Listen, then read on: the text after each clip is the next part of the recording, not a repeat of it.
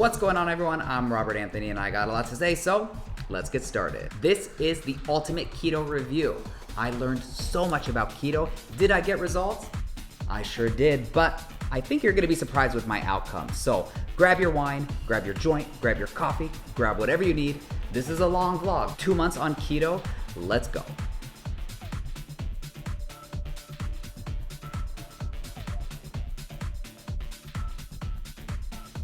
Still want some time to get adapted to all this fat. Okay, so I gotta stick to this for a while. So we'll regroup maybe and circle back, as they say, in like a month. Yeah, and let's see what happens then. Cool. Thanks for CJ. joining us, guys. So I don't know if it's possible to have like a delayed keto flu. And unfortunately, I don't know exactly how many days I've been in ketosis because we just took the reading yesterday. So that was the first successful reading that I've had. But I'm so tired today, like so tired. I can't even get the energy to work out. I had like 2 cups of coffee, green tea pill. Maybe I just actually truly started ketosis and I'm feeling the effects of this keto flu because I'm so exhausted. I'm just making all this up in my mind. That's the problem with this diet. There's all these things that you read about beforehand, so you kind of start self-diagnosing and justifying everything and pegging this to that and this to that. But I mean, look at my face, it's like red. I have bags under my eyes. Man, what do normal people that have a 9-to-5 do? Like, if I had to go into work right now, I would be so unproductive. Because I got up at 7, so I guess 7 to 3 is a normal work day in Dubai. But I'm like honestly ready to go to bed. I'm tired. This is not a good look. I need like a beauty filter for this vlog. I just want to show you guys all the extra oil in this. This is a steak and lamb slow roast, and they've given me 2 servings of coconut oil to eat with this to increase my fat. So again, it's kind of counterintuitive to what we know. It's very hard to wrap my head around eating this much fat. It just seems like you're tricking your body, but perhaps it's not nutritionally the best choice. All right, so this one is really saucy. There's an extra coconut oil in there, which is why it has kind of that greasy look. It's tasty, but again, it's a lot of sauce. It's been like 2 months since I've flown, and literally I have not had a haircut. I am just letting this grow out. I literally look like a scruffy mess. Welcome to COVID-19 life. I wanted to do a quick update because I'm into month 2 on the keto diet, and I haven't been recording a lot of stuff because not much has changed. My weight's going down a little bit every day, but I'm trying to just maintain it now at the same weight. I don't necessarily want to lose numbers on the scale. I just want to burn the last bit of fat. I have noticed that I have a little bit more energy in the morning. Usually I'm a very like slow mover. It takes me a while to get going in the morning. I don't drink coffee right away because it's not good for you actually. You should wait 2 to 3 hours. I usually accounted that to the job and the flying. So I didn't feel this way when I first started keto, but I will say after about probably the first month, I noticed, oh, I'm not as tired in the late morning. Usually I'll want like 2 cups of coffee or something to get that kind of buzzy alert feeling. And most days I'm waking up, I'm not having coffee, I'm doing my morning routine. I feel quite alert and everything. So this might be what they are talking about in terms of the brain clarity and the energy. I do think it's interesting that it takes about a month, which kind of makes sense because as CJ was saying, it kind of takes 30 days from a metabolic standpoint to get some of the benefits to really kick in. Prior to keto, it definitely took a couple hours, maybe like 5 hours or so to really feel like mentally buzzing.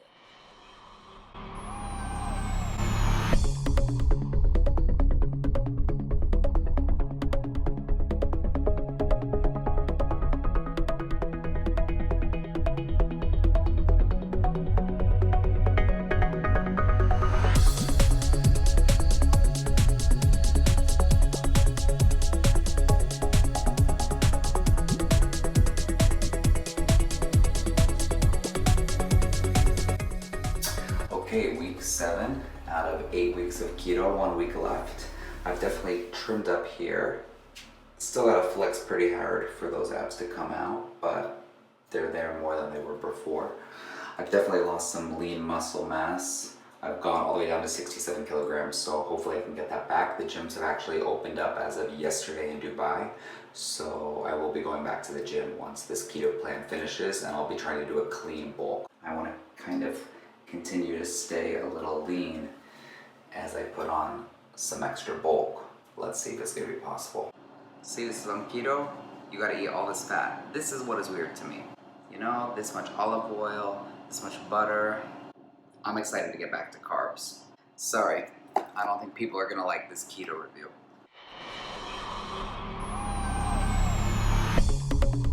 I told you guys this was gonna be the real deal. I was gonna really let you know what I'm going through, and out of all the 44 days I've been on keto, this has been the most difficult poop I've ever taken.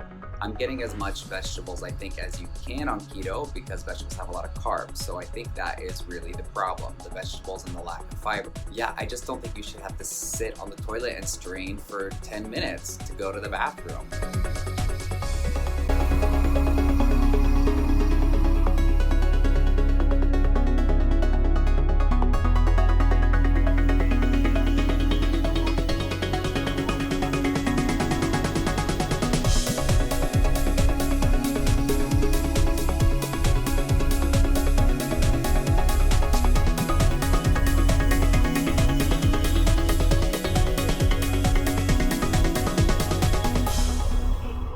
Alright guys, so I am about to eat breakfast. I am still on my keto meal plan. I have 2 more days left and then it's going to be full 2 months. Well, it's going to be essentially 48 days because they don't deliver Fridays, and because of that, I have started to fast on Fridays. So this keto meal plan really kind of brought intermittent fasting into my life. I never thought I was going to do it. I thought it was really hard when cabin crew talked about how they did it as we operated flights. I just thought it was too much work, and I never really wanted to fast, to be honest with you. So this keto experiment kind of forced me into doing it, and I actually like it. And then I started to do the research, and I found that, you know, fasting really has a lot of benefits. So I try to do intermittent fasting with the keto meal plan. I eat in a 10-hour window, and then I fast for 14 hours. Yeah, that's the right math. And then Fridays I do a 24-hour fast. So as you know, Dubai is reopening. I think we are reopening quite quickly, much faster than a lot of countries, definitely faster than the US. So they haven't really announced that there's going to be multiple phases.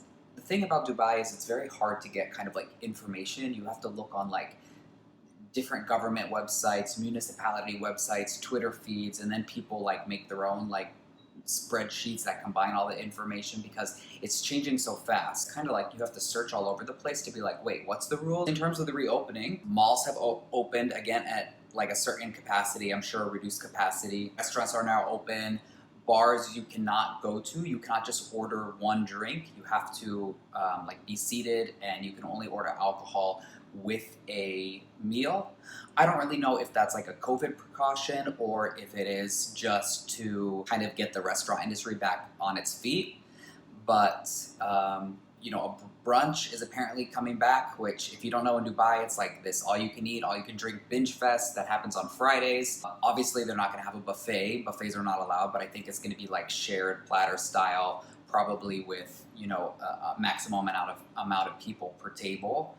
And, you know, the most important thing, obviously, the gyms have opened back up. So now they have all of these precautions, 1-hour time slots. Everyone is doing so much cleaning in between people working out. The trainers are doing a really great job. I have to say, I'm so happy that I have this Fitness First membership. I paid extra. So if you're a cabin crew watching this right now, you can upgrade your Emirates Platinum card, basically pay for the leisure membership, which gives you access to different gyms around Dubai, like Fitness First and things like that. You have to register, like only once a year you can register, and right now it's usually in May, but with everything going on, I don't know how it's changing. I'm very thankful that I paid for this membership and I can go to a regular gym that's a little less busy, because since so many of us are not flying right now and stuck in Dubai, I'm sure the gyms that all the cabin crew have entry to for free are probably packed. Happy for Fitness First. Okay. It's the last day of this keto meal plan. I am so excited to go back to regular eating. Sorry guys, many of you that watch this probably wanted me to say that I recommend keto, and ultimately I'm going to say I don't. I only am going to recommend it for a very specific reason or for very specific people, but we'll get into that at the very end. I'm so excited to be able to like go out with friends and have dinner and kind of have a normal routine again, have a glass of wine at night if I want to. You know, they say you can do all this with keto, but I just don't think it's possible. I don't think you truly stay in ketosis, and I think a lot of people that start to become lazy, you know, probably throw themselves out of ketosis and they don't even realize it. So instead of doing keto, they're doing low carb, which is, you know, a great diet for weight loss if that's what you want to do. But it's not keto. So people need to understand that. One glass of red wine can have 6 grams of carbs, okay? So that's a lot. I mean, I was trying to stay at around 24 grams of carbs. Today's my last day with Basilico on keto. Saturday, I have one more day with the plan actually, but I asked them if they could give me a paleo plan. I did this because paleo is also a very healthy, popular diet. I think it's better than keto because you're not really eliminating entire food groups, you're just eliminating gluten and dairy. I think paleo would be more of something that I would stick with if I would actually do a long-term lifestyle change. I would be happy to try and stick with paleo, but I'm just the type of person that I'm not gonna ever have something so strict. You know, I'm Italian. If I want to go to Italy on a layover and eat a bowl of pasta, I'm gonna eat a bowl of pasta. But you know, it's kind of like the Whole30 concept, paleo. So just eating like whole foods and everything, not anything that's processed. Which is essentially how I ate anyway. I've always been a fan of the Mediterranean diet. Just everything in moderation, healthy oils, healthy fats, healthy carbs, whole carbs. Anyways, one more day of keto, one more day of fasting, and then one transition day of paleo, and I'm back to normal life. I never thought I would have this much energy in the morning, so I'll give you that keto. I'll give you that. Okay guys, it's so windy. I don't know if this is gonna work, but I'm back with my buddy CJ. What's up, everyone? You remember him from the beginning. We talked a little bit about keto. I am on my last day, and I just swung by so he could take my reading. We're gonna see how much, what level I got into. That's it. And see if it was successful. With this. Last time we checked, you were about 0.4. And what's like the maximum you can get to?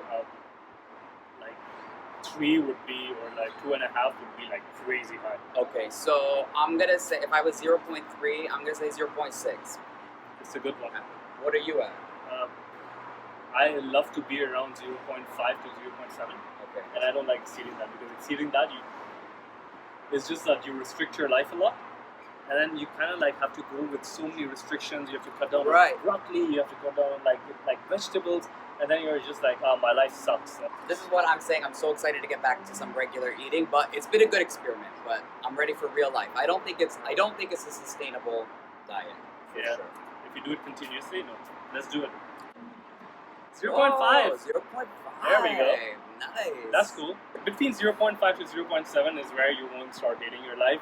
Yet you will have some kind of background ketones present. Yeah. So they're gonna fuel you up with energy. You can kind of balance and stuff. All right. So after I think it's 48 days total, 0.5. It's pretty good. That's it. And that's it. Goodbye. Thank you, keto. So that's it. That's the end. 2 months of keto. I'm glad I did it, but my ultimate recommendation is do not do keto. I know this is gonna surprise you guys, and I'm gonna tell you why. I hope you haven't skipped too much of the vlog just to get to this point, but if you did, it's important for me to explain this to you. I just don't think keto is something good for long term, and I don't think it's sustainable, and I don't think it's realistic. The reason I wouldn't suggest this is because it's so difficult to truly stay in ketosis. As you guys saw, I was on a meal plan for almost 1 week. We did the blood reading and I wasn't in ketosis. So do I think low carb, if you want to do a diet, is something that's smart? Yes, and I think that's way more possible and way more sustainable. But to stay in this very small grams of carbohydrates each and every day and have your body truly be in a state of ketosis, it's very, very hard to manage. I think it's only possible in a situation like I was in, where I was literally locked down. I wasn't working out at the gym, I wasn't going to work. I was literally sitting around my house, so I could eat the meal plan and everything could be kind of perfect to know that I was truly in ketosis. But when you have a life, this is really hard. Cabin crew that say, oh yeah, I do keto, I'm flying, when they're flying and things like that. No, it's not possible, dude. Unless you're making all of the food yourself, and you know how everything is made, I mean, I'm talking about sauces, too much sugar or too much carbs, it'll throw you out. And keto isn't something you can get ahead of. You know, if you mess up, there's no cheat day. You have to start over at square one. So to do that while you're flying and eating food from all over the world, I don't think it's possible. You know, in the US, a lot of people say, oh, I do messy keto. You know, or lazy keto. So they kind of eat keto-friendly foods, but they're not 100% accurate. That's not keto, that's just low carb, okay? You're gonna get the same similar benefits, but as I said, truly staying in this state of ketosis, it's very hard to manage. And forget having a social life. I'm so happy now that I can go meet friends for lunch and some drinks, you know, because even though they say, for instance, yeah, you can have one vodka soda or whatever on keto, like, first of all, what's the point of one vodka soda? Like, nobody wants to drink just one vodka soda. It's very hard to manage. It's not sustainable. I don't think it's good long term, and we don't know the effects. I put in some different experts here. Anytime you're removing an entire food group, it's kind of questionable, right? There have been no long-term studies of keto.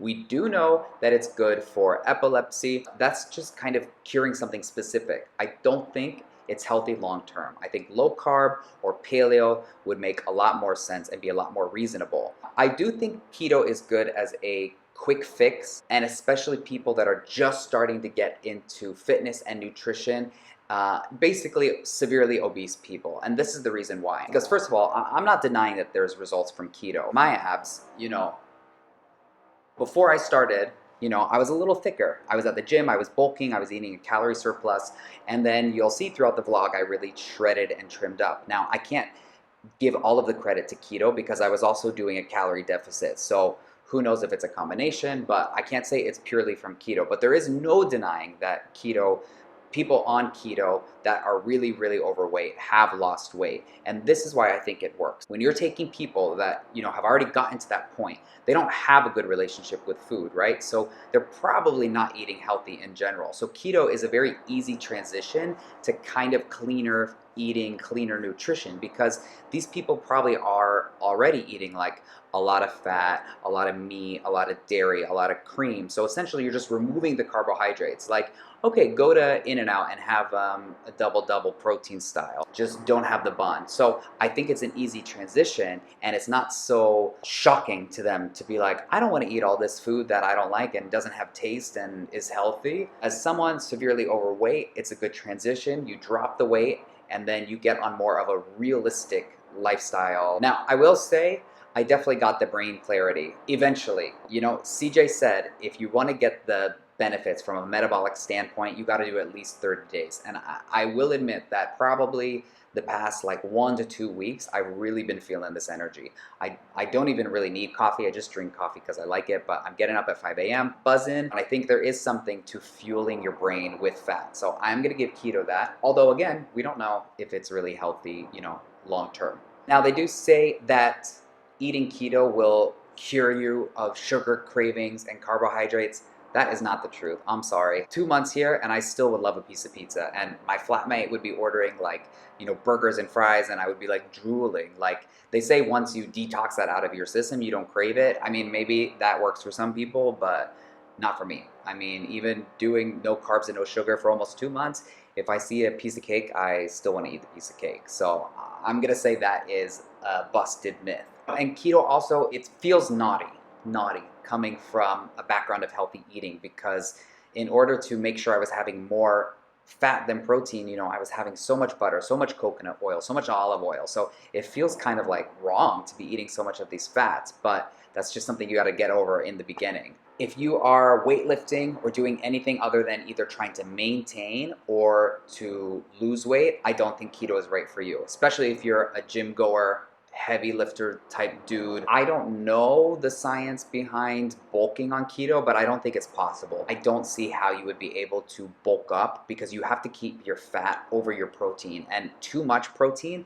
can throw you out of ketosis. I don't see how I would be able to consume the calories I need to bulk, which is around like 3,000, and I think maybe 225 grams of protein a day. I don't see how I would be able to bulk and add muscle on a ketogenic diet.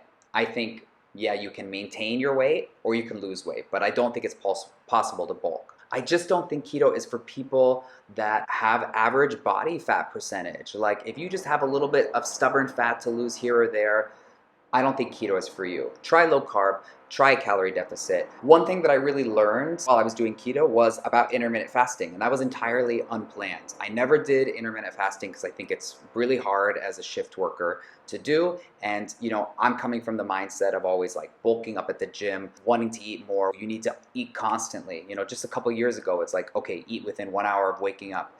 Have a shake or have a spoonful of peanut butter before you go to bed to make sure that you're feeding your muscles still. So to now start researching intermittent fasting and learning about the benefits and everything, and looking at CJ, who is really into fasting. I mean, this guy, he fasts for like 48 hours, and seeing the amount of muscle that he still has, I was like, all right, okay, let me see what the benefits of this are. And I do think it's actually really cool. It's good to do that for all of the metabolic benefits of fasting, which I'm not going to talk about because I'm not an expert, but you can look them up. So I am grateful that by doing keto, I discovered intermittent fasting. So now I am going to stick to this feeding window. I like the 14-hour fast and the 10-hour feeding window. For me, that makes the most sense. And also once a week, I do a full 24-hour fast. I just look at it as a cleanup, and I'm going to keep that habit with me no matter what sort of macros or calories I'm consuming. Plus, it's just kind of cheaper if you say 1 day a week, I'm not going to eat.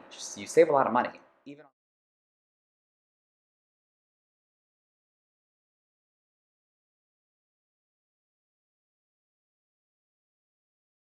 Today's video is going to cover information and science behind two very popular, I hate to call them fad diets, but I will call them fad diets, the ketogenic diet and the paleo diet. Before I go into this, I want to make a very loud and clear disclaimer that as a dietitian, I often do not ever recommend one sweeping type of diet to any given person, because every single body and every patient is different and requires different nutritional needs and macronutrient and caloric needs. No one size fits all is out there. I promise you that. That is why personalized medicine and nutrition is growing in popularity and efficacy. The ketogenic diet, the history behind the ketogenic diet is actually for folks with epilepsy. It was discovered as a means for helping to alleviate the symptoms of seizures for people with epilepsy. The ketogenic diet is super popular right now because of its efficiency at helping people to lose body fat. So I'm going to talk really quickly about what that means. When we have glucose in our system, and glucose is primarily from foods that are rich in carbohydrates, so breads and cereals, starchy vegetables, all of those contain glucose. That is our body's preferred form of energy. And as long as glucose is in our body system, we will utilize that first and foremost. So if you are trying to lose weight, oftentimes you may do a diet and notice that you lose weight for a certain period of time, then it comes back on, or maybe you didn't actually lose any body fat. The ketogenic diet is slightly more effective at helping people to lose actual body fat because you are actually burning your fat as fuel. So let's go into the science just really quickly. When glucose is out of our system, so if we're no longer using glucose, our body is forced to change our energy mechanics to burn other sources of fuel to make sure that our body can keep working. And this is actually something that was utilized back in the day when starvation was fairly common for humans, when we didn't know when our next food supply was going to come, so our body had to adapt to long periods of starvation. So when we have run out of glucose, and oftentimes one really quick way to get there is to eliminate carbohydrates from your diet, as in the keto diet, your body will start creating ketone bodies.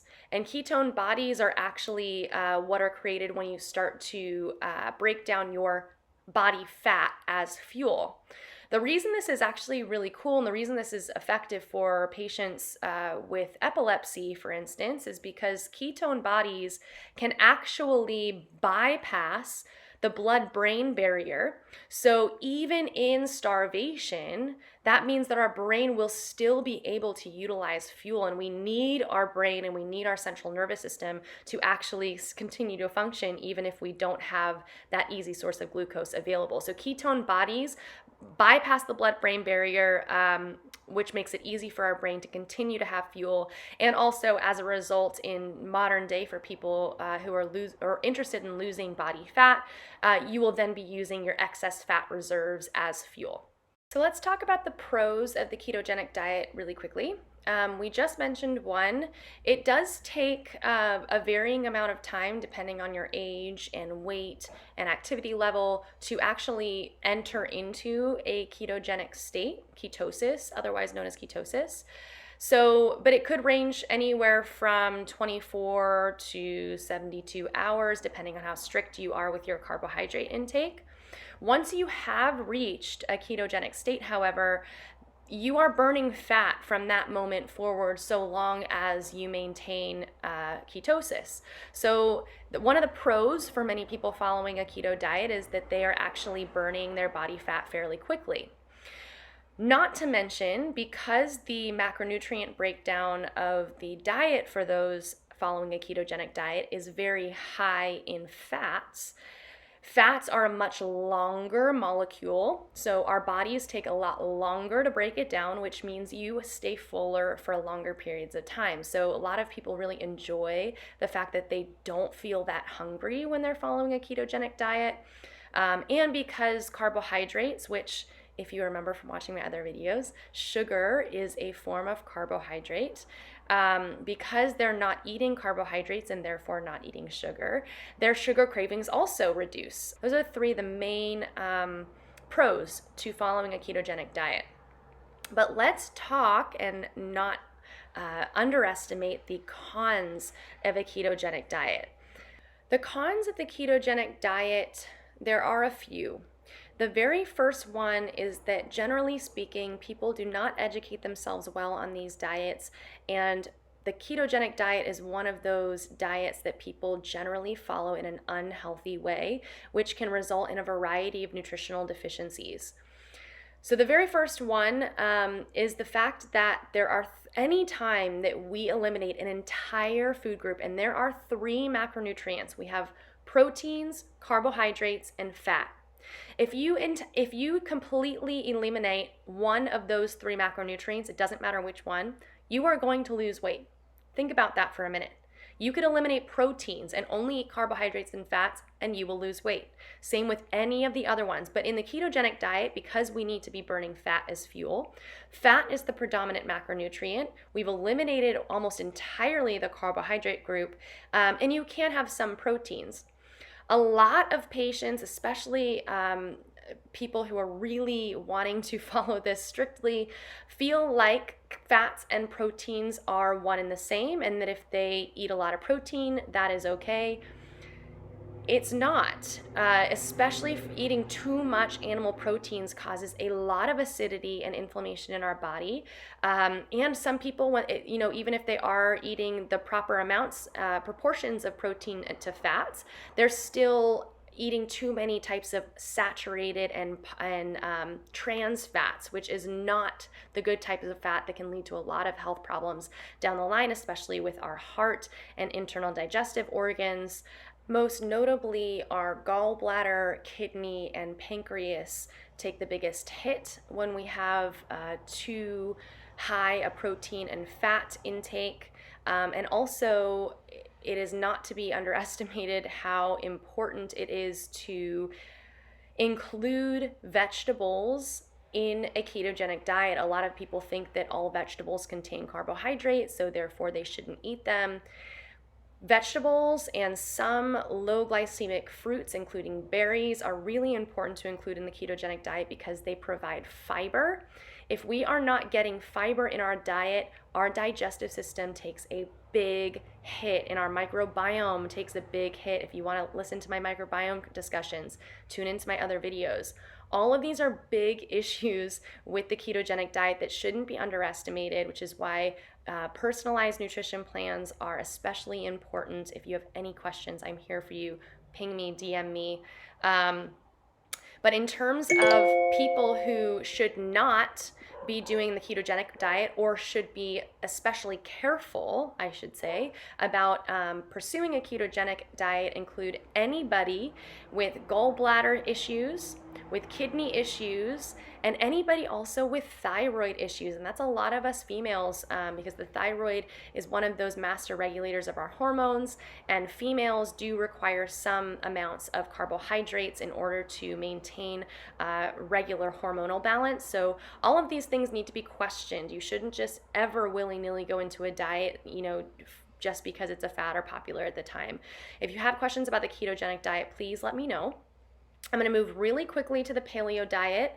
The paleo diet and the ketogenic diet are similar only in one respect, and that is the fact that people who follow a strict paleo diet are also reducing quite significantly their carbohydrate intake, but they're different in a lot of ways, and I much prefer the paleo diet as a template for people instead of having it be just a very strict diet. I love the paleo diet being a template for kind of modulating it to your own unique needs.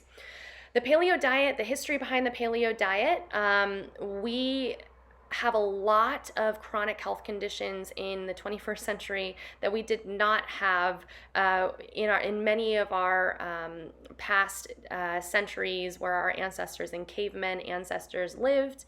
So a lot of people thought, well, maybe our digestive systems have not progressed and evolved in a way that can tolerate our modern diets that are very high in sugar and processed foods.